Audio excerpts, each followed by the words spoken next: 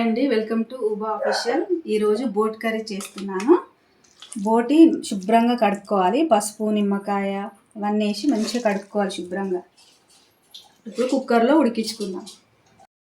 ఒక 8 విజిల్లుతోనే ఉడికించుకోవాలి బోటి కర్రీ. కొంచెం పసుపు వేసుకోవాలి. ఇందులో వాటర్ ఏమవలసిన అవసరం లేదు.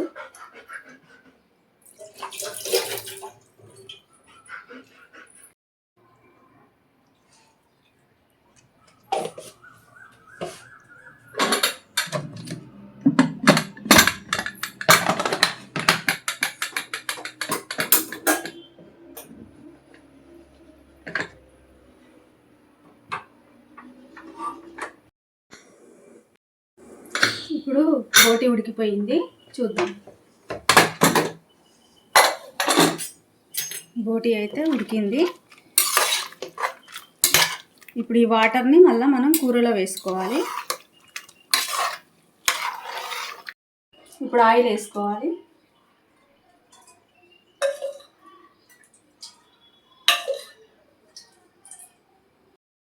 ఇప్పుడు ఉల్లిపాయలు, పచ్చిమిరపకాయలు వేసుకోవాలి.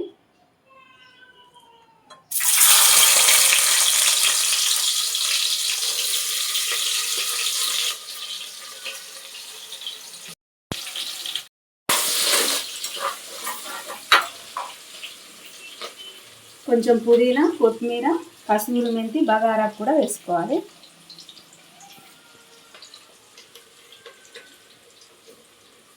కరివేపాకు కూడా వేసుకుందాం.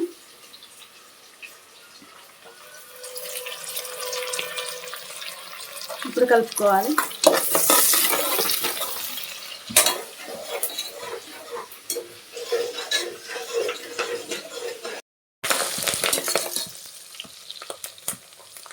ఇప్పుడైతే ఉల్లిపాయలు వేగిపోయాయి. అల్లం వెల్లిగడ్డ పేస్ట్ వేసుకున్నాం.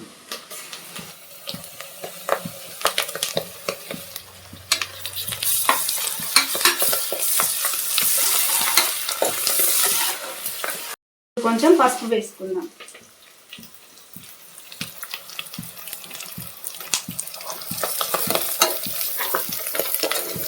పచ్చివాసన పోయేంత వరకు ఫ్రై చేసుకోవాలి. ఇప్పుడే ఉడికించి పెట్టుకున్న బోటీని వేసుకుందాం.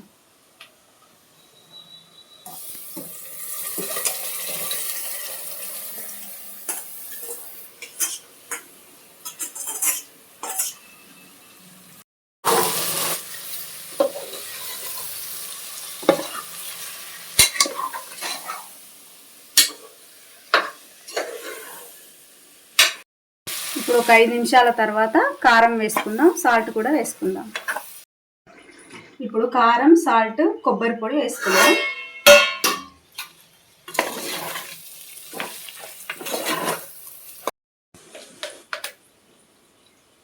ఇప్పుడు కారం వేసుకుందాం.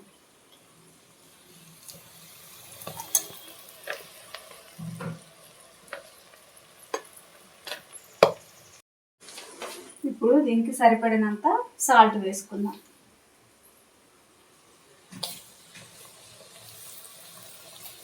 కొంచెం కొబ్బరి పొడి వేసుకుందాం.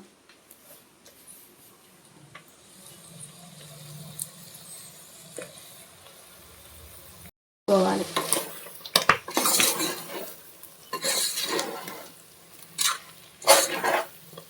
ఒక 5 మినిట్స్ మూత పెట్టుకుందాం. మధ్య మధ్యలో కలుపుకోవాలి.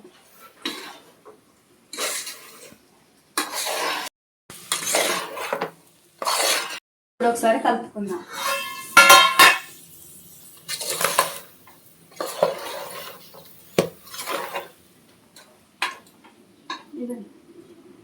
బోటి ఉడికించుకున్న వాటర్ని ఈ బోటి కర్రీలో వేసేద్దాం.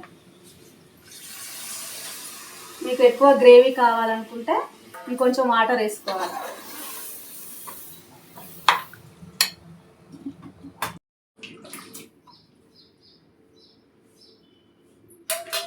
ఒక 10 మినిట్స్ ఉడికించుకోవాలి బోటీని.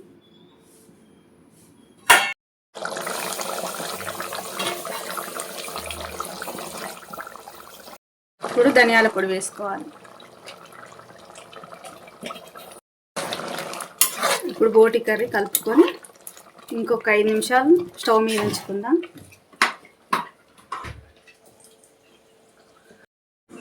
బోటి కర్రీ అయిందో లేదో చూద్దాం. బోటి కర్రీ అయితే రెడీ అయిపోయింది. మంచిగా పీస్ కూడా ఉడికిపోయింది. ఇప్పుడు దించేసుకుందాం. స్టవ్ ఆఫ్ చేసుకుందాం.